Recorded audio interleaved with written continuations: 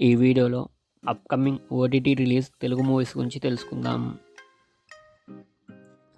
హరోం హరా July 17న ఈ movie Amazon ప్రైమ్లో streaming కానుంది. మలయాళీ ఫ్రమ్ ఇండియా జూలై 5న ఈ మూవీ సోనీ లీవ్లో స్ట్రీమింగ్ కానుంది. మనమే జూలై 12న ఈ మూవీ డిజ్నీ ప్లస్ హాట్‌స్టార్లో స్ట్రీమింగ్ కానుంది. సివిల్ వార్ జూన్ 28న అమెజాన్ ప్రైమ్లో స్ట్రీమింగ్ కానుంది.